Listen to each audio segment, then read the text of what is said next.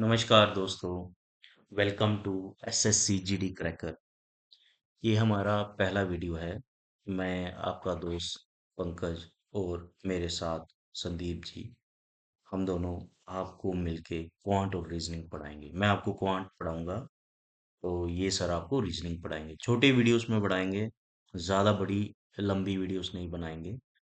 और जैसे कि आपको पता है कि एसएससी जीडी की नोटिफिकेशन अभी आने वाली है। नवंबर तो लास्ट चल रहा है, तो may be expected with in 2-3 months ये आपकी नोटिफिकेशन आ जाएगी। एसएससी जीडी के बारे में पहले पढ़ाने से पहले थोड़ा सा मैं आपको ब्रीफ कर देता हूँ। 23 साल तक, 18 से 23 साल तक आप जनरल कैटेगरी के लिए, बाकी के लिए यदि थोड़ी एज रिलैक्सेशन है, और इसमें 40 से 50 हज़ार हर साल वैकेंसीज आती हैं।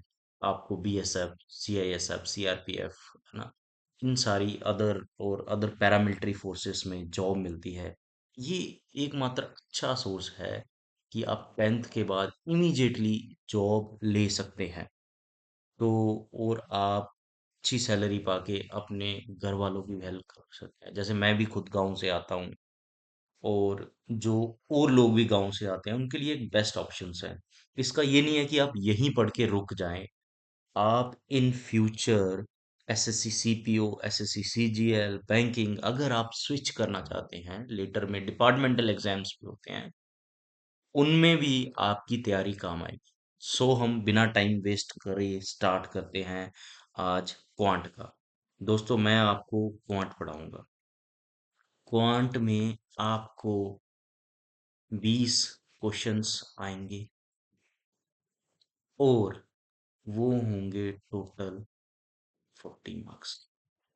मतलब कि 2 मार्क्स का एक क्वेश्चन आएगा। और ये क्वांट मैं बिल्कुल बेसिक पढ़ाऊंगा आपको, बेसिक, कोई बड़ी बात नहीं करूंगा, सिंपल से पढ़ाऊंगा ताकि आपको समझ आए। अगर कुछ भी मेरे दोस्तों आपको डाउट हो तो आप कमेंट में लिखें, मैं आपको पर्सनली मैसेज करके वो आपको समझाऊंगा। अपना व्हाट्सएप नंबर भी शेयर कर दूंगा थोड़ी देर में, तो आप उस पर भी मेरे को मैसेज करके पूछ सकते हैं, कोई आपका डाउट होगा। अब सबसे पहले स्टार्ट करते हैं हम क्वांट में। क्वांट की तैयारी स्टार्ट कैसे करनी है, आपने क्वांट में पढ़ना क्या है एक्चुअल में। मैंने जो सोचा है कि मैं आपको प्रीवियस ईयर के जितने भी क्वेश्चंस हैं पिछले 4-5 साल के, वो सारे आपको प्रैक्टिस कराऊं। उससे क्या एक्चुअल आप जो एग्जाम लेवल की प्रिपरेशन है वो कर पाएंगे, ना कि इधर उधर के क्वेश्चन पढ़ के हम टाइम नहीं वेस्ट करेंगे। हम फोकस करेंगे जो एसएससी जीडी में क्वांट आता है, ओनली एंड ओनली पहले उस पर फोकस करेंगे। अब स्टार्ट कैसे करना है, सबसे बेसिक जो चीज है वो है आपको टेबल्स। आपको टेबल्स, ये सबसे इम्पोर्टेंट चीज है, क्योंकि टेबल्स आते होंगे आपको तो आप बहुत सारी कैलकुलेशन कर सकते हो। जैसे आप जानते हो कि इसमें सिंप्लीफिकेशंस आते हैं, सिंप्लीफिकेशंस सिंप्लीफिकेशंस आते हैं। तो सिंप्लीफिकेशन के लिए आपको टेबल्स आपको क्रैम करने हैं, मतलब रट्टा मारना है वो आप। जैसे 1 से 10 तक तो टेबल सब आते हैं। उसके बाद आ गया 11 to 30। आपको ये सारे टेबल्स आपको क्रैम कर लेंगे। जैसे मानते हैं 12 1, 12 2 24, है ना, 12 3 36, 12 4 48, 12 5 60, ऐसे आपको ये एक टेबल एक पेज पे लिख के ना 30 तक आपको अपने उस पे चिपका लेने हैं। आपको सारे ही उस पे, मतलब अपने दीवार पे लिख के, तो आपको डेली ये टेबल ना रिवाइज करने हैं सुबह। ज्यादा 15-20 दिन में इनिशियली आपको दिक्कत होगी, उसके बाद आपके दिमाग में ये सारा टेबल्स बैठ जाएंगे। ठीक है जी। तो एक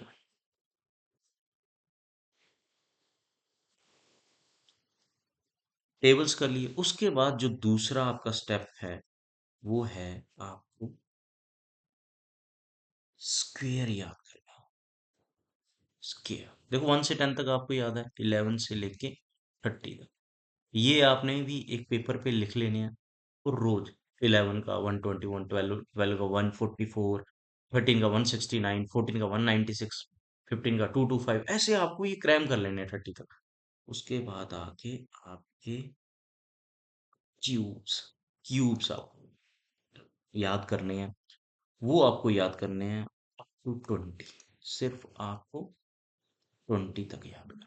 ठीक है जी, ये हो गया। ये आपको जब आप सारा क्रैम कर लोगे, डेली पढ़ोगे, 1 महीने के अंदर आप इतने एक्सपर्ट हो जाओगे, आप क्वेश्चन देखते ही सॉल्व कर दोगे बिना पेन का यूज किए हो। प्रॉमिस है मेरा। आप पहले इन चीजों को कर लो, डेली आप एक दीवार पे चिपका लो इन चीजों को लिख के, आप डेली। उसके बाद हम मैं आपको पढ़ाऊंगा हाउ टू फाइंड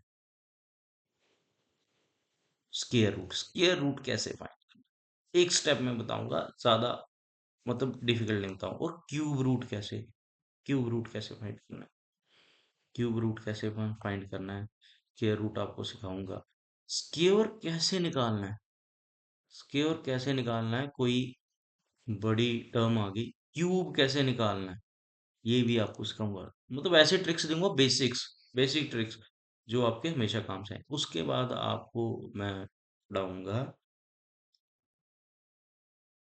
मल्टीप्लिकेशन करना। मल्टीप्लिकेशन, मल्टीप्लिकेशन कैसे, 2 digits, 2 into 2 digits, 3 into 2 digits, ये सारे बेसिक बेसिक। ये होने के बाद आपको डिवीजन सिखाऊंगा। डिवीजन, डिवीजन मतलब डिवाइड कैसे करते हैं। मतलब जैसे 4 2 6 8 डिवाइड बाई 29। ये आपको जैसे अगर टेबल याद हो तो आप सीधा डायरेक्टली काट लेंगे, लेकिन टेबल नहीं भी आता होगा, एक स्टेप में कैसे करेंगे वो भी आपको सिखाऊंगा। उसके बाद दोस्तों आते हैं हम,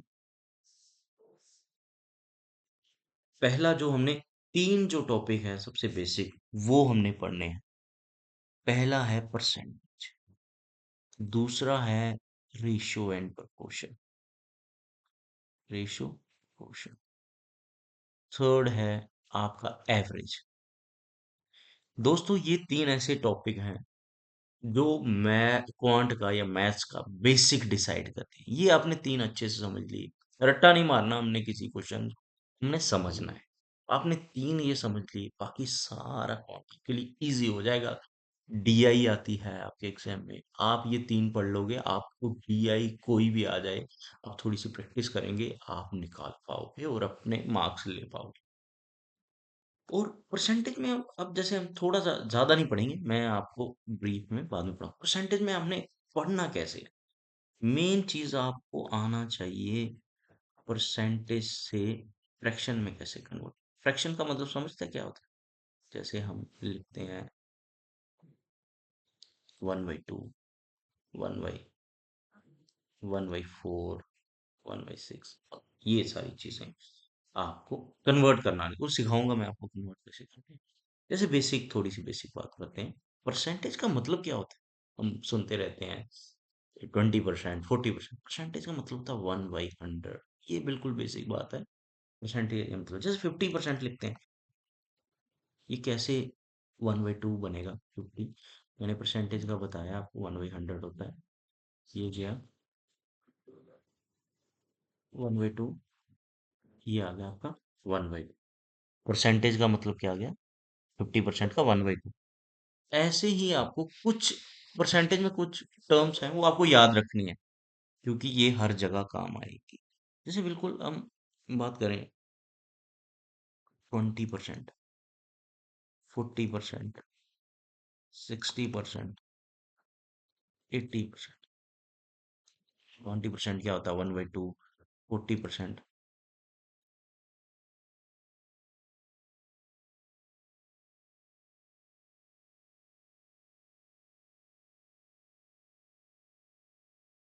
सॉरी,